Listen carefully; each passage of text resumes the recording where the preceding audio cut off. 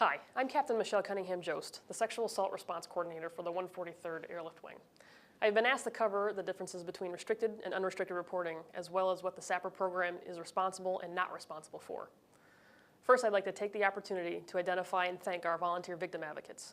These airmen put in countless hours of training and volunteering their personal time to help our survivors, on top of all of their other duties. I'd also like to thank former SARC, Captain Doug Nesbitt, for his hard work and dedication to the SAPR program, and wish him luck in his future command. So what's the difference between restricted and unrestricted reporting? Restricted reporting is completely confidential. There will not be any kind of investigation, and we can still refer you out for medical and mental health care services. Unrestricted reporting is still confidential, but with a need to know. Your commander will know.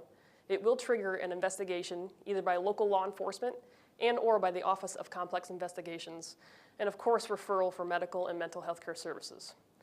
You are also eligible to file military and civilian protective orders, as well as apply for an expedited transfer that must be approved through your commander. Services that you have the option of receiving, whether you file restricted or unrestricted reports, are a victim advocate, special victims counsel, and a referral for medical and mental health care. You can deny any or all of these services from the SAPR office if you so choose. You may also change your restricted report to an unrestricted report at any time. However, you cannot go from unrestricted to restricted. These are the basics for restricted and unrestricted reporting, no matter what your duty status is at the time of the incident. If you are on a Title 10 duty status, you are eligible for the same services I have previously mentioned, but you can now file an LOD through NGB. It's important to remember that to maintain all of your reporting options, it must go through a SARC, victim advocate, chaplain, or healthcare provider. Paperwork, however, can only be completed by the SARC or victim advocate. If you or another party tells anyone in your chain of command, it automatically becomes an unrestricted report and it will trigger an investigation. This is because anyone in your chain of command is a mandated reporter. So what do you do if you're in the chain of command and your airman starts telling you a story and you think it may have something to do with a sexual assault? Stop them immediately and explain, if this is where I think it's going, I want to protect you and all your reporting options, and immediately refer them to a SARC, victim advocate, chaplain, or healthcare provider. Two things to remember. Restricted report equals complete confidentiality with no investigation. Unrestricted report, still confidential with a need to know, and an investigation will start. Under both reporting options, you are eligible for medical and mental health care, a victim advocate, and an SBC.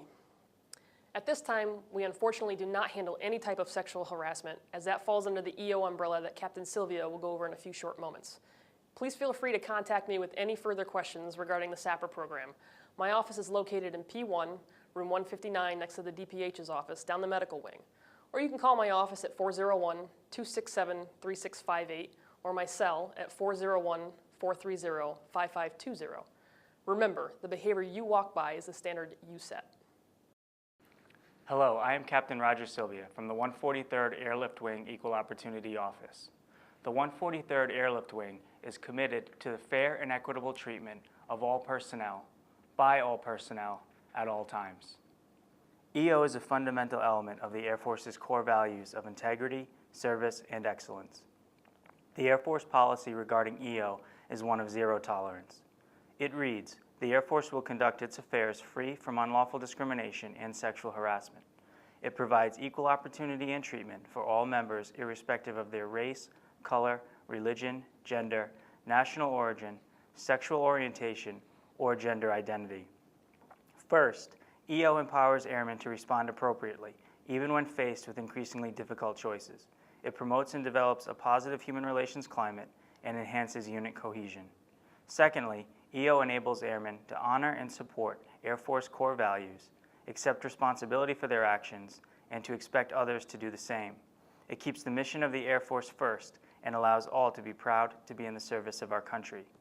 Lastly, EO recognizes the whole airman and the responsibility that the chain of command has to care for them. If you encounter a situation you feel may be in violation of equal opportunity policy, I encourage you to confront the behavior and use your chain of command first. Or if you prefer, you can always come directly to the EO office with your concerns.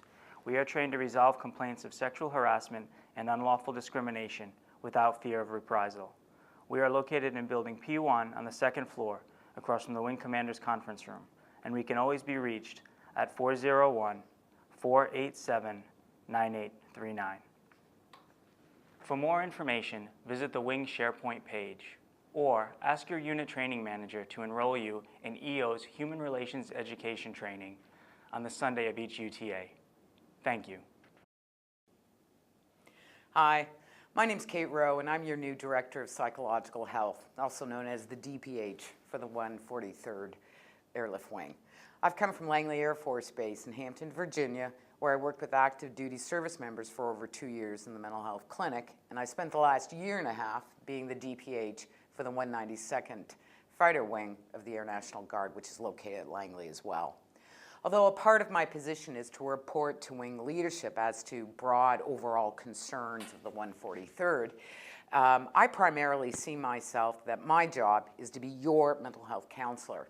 I can see you, your family members, children, as well as partners, as well as retired Air National Guard service members. The term mental health often gets a bad rap. I see mental health as a state of subjective well-being and the successful performance of mental functioning. What this means is that this results in your being productive, having fulfilling interpersonal relationships, and the ability to adapt to change and cope with adversity, which is all of you are very familiar with, is known as resiliency.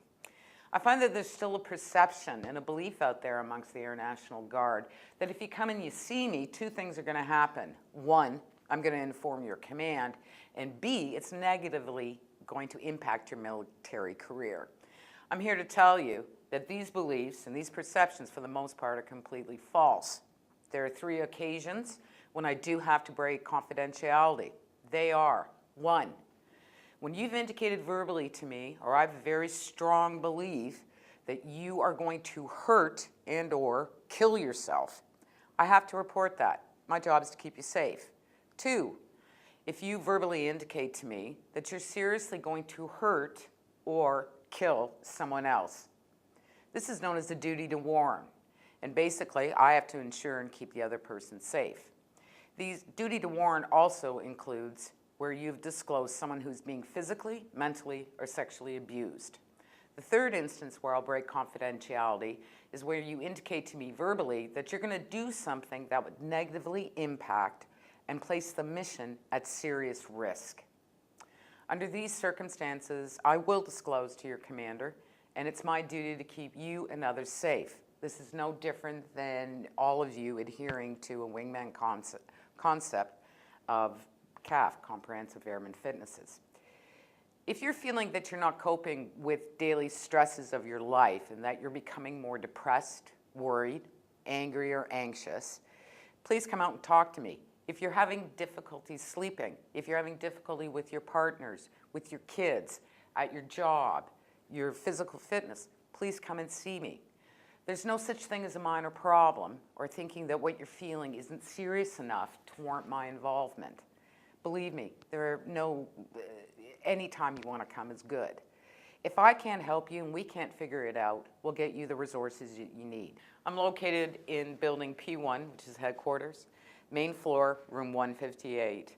My office phone number is 267-3330, cell 862-7602. There's also a side entrance to the building which leads directly into my doorway, so you don't have to go through anything.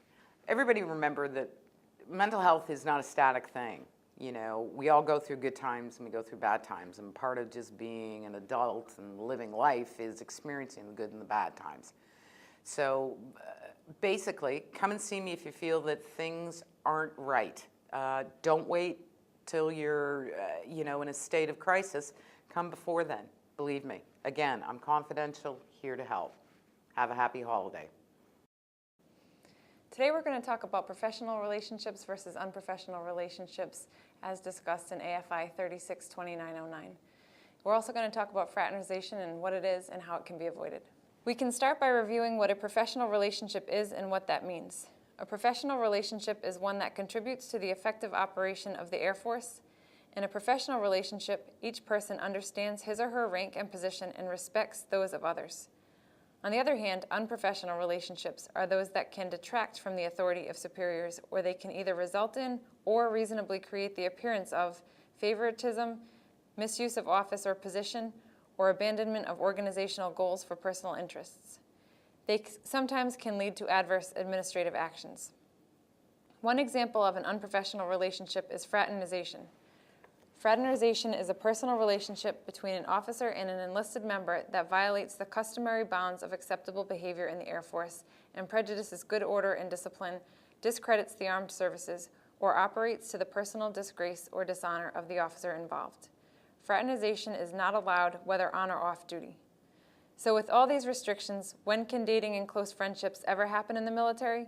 They're okay as long as they do not adversely affect morale, discipline, unit cohesion, respect for authority, or mission accomplishments. They can never occur between superiors and subordinates within the same chain of command or supervision.